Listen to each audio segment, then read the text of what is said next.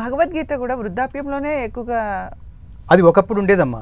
మేము మాలాంటి వాళ్ళు చాలామంది ఇప్పుడు ఇన్ని ఛానల్స్ ఉన్నాయి. నేను మళ్ళీ చెప్తున్నాను, 10 టీవీ యాజమాన్యానికి నేను చాలా కృతజ్ఞతలు. ఈ వేదిక మీద ఈ సందర్భంగా ఈ టాపిక్ ఈ సబ్జెక్ట్ని మీరు ఏమంటారు, ఈ సబ్జెక్ట్ మీద మీరు ఇంటర్వ్యూ చేయటం, ఇది వెళ్ళాలి జనాలకి ఖచ్చితంగా.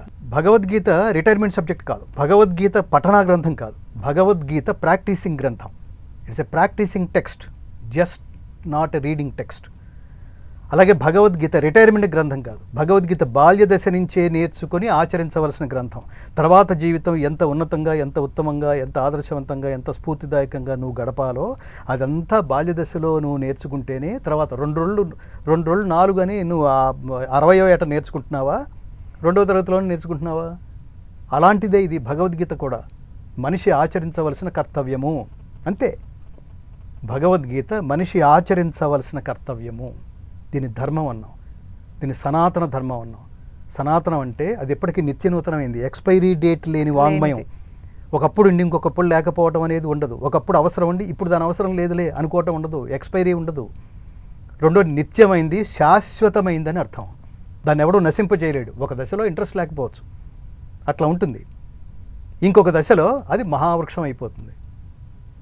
అట్లా జనాల ఫ్యాషన్ పేరుతో ఒక దశలో వదిలేస్తారు, ఇంకో దశలో అది మహావృక్షమై జ్ఞానులందరూ.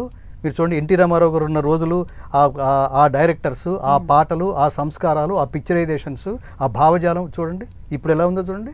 అలా అనమాట. మళ్ళీ ఆ సర్కిల్ వస్తుంది, మళ్ళీ శంకరాభరణం. అద్వైత సిద్ధికి అమరత్వలబ్ధికి గానమే సోపానము, సత్వ సాధనకు సత్యశోధనకు సంగీతమే ప్రాణము. ఎంత అద్భుతమైన సాహిత్యం.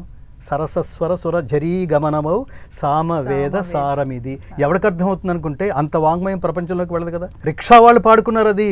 అందుకని నువ్వు డిసైడ్ చేయకు ఇది మాస్కి వెళ్తుందా, ఇది క్లాస్కి వెళ్తుందా, ఇది అర్థం అవుతుందా. ఇప్పుడు మీరు రికార్డ్ చేసిన భగవద్గీత సామాన్యులకు అర్థమవుతుందా? సామాన్యులకు అర్థమయ్యేట్టుగా చెప్పడమే మా ధర్మం. ఒరే నువ్వు మంచి పని చేయరా, దేవుడు నీతోనే ఉంటాడు. నువ్వు చెడ్డ పని చేసావనుకోరా ఒరే, దేవుడు ఏదో రూపంలో నీ తోలు తీస్తాడు రా ఒరే అంటుంది భగవద్గీత.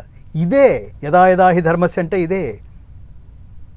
ఎప్పుడు ధర్మం మీకు ధర్మానికి హాని కలుగుతుందో, ధర్మానికి నష్టం జరుగుతుందో, ఎక్కడ అధర్మం పెరుగుతుందో అక్కడ పరమాత్ముడి అవతార పరమార్థం అక్కడ 3 కారణాల వల్ల వస్తాడు. దుష్ట శిక్షణ, శిష్ట రక్షణ, ధర్మ సంరక్షణ.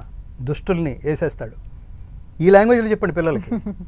శిష్టుల్ని అంటే మంచి వాళ్ళని, పుణ్యాత్మల్ని. వాళ్ళు ఒరే నువ్వు నేను ఒకటేరా, ఒరే ఐఎమ్ యువర్ ఫ్రెండ్, నమే ద్వేషోస్తి న ప్రియ. నాకు ఒకటి పట్ల ద్వేషం కానీ ఒకటి పట్ల ప్రియత్వం కానీ లేదు. కానీ ఎవడైతే ధర్మ మార్గంలో నడుస్తాడో, మంచి మార్గంలో నడుస్తాడో వాడి భుజం మీద చేసుకుని నేను వాడి పక్కనే నడుస్తాను రా.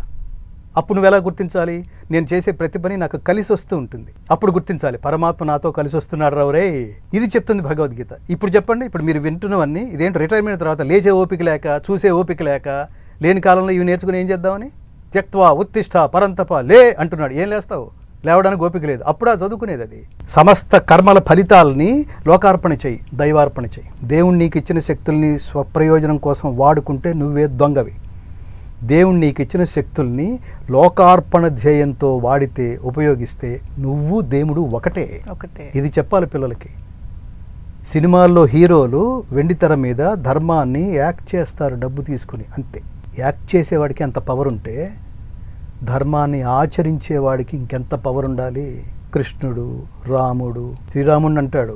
క్షత్రియులలో తన విభూతి యోగంలో చెప్తాడు, శ్రీరాముడు శస్త్రధారులలో శ్రీరాముడు నేనే, సృష్టులలో ఆదిమధ్యాంతాలు నేనే, నదులలో గంగ నేనే, స్త్రీలలో వాక్కు, మేధ, స్మృతి, జ్ఞానము నేనే, వృష్ణివంశజులలో వాసుదేవుడు, శాస్త్రార్థములు నిరింగిన కవులలో శాస్త్రార్థముల నిరింగిన శుక్రాచార్యుడు, మహర్షులలో భృగువు, పాండవులలో అర్జున నీవును నేనే అన్నాడు. అర్జునుడు తన వాల్యూ అర్థమైంది. ఒక్కసారి ఒళ్ళు జల్దరించి పాండవుల 5గురిలో నేను మాత్రమే పరమాత్మ అన్నాడా అని లేచిపోయాడు ఆకాశంలోకి. తన కర్తవ్య నిష్ట ఏంటో అర్థమైంది. ఐఎమ్ ఏ పవర్ అని రికగ్నైజ్ చేసినవాడు పక్కన భజన చేసేవాడు కాదు, పరమాత్ముడు రికగ్నైజ్ చేశాడు. ఒక సీనిక్ బ్యూటీ ఉంటుంది. భగవద్గీతలో 18 అధ్యాయాలు సినిమాలాగా, ఏ అధ్యాయం మిస్ అయినా ఒక రీల్ మిస్ అయినట్టే. 18 ఏళ్ల సినిమా భగవద్గీత.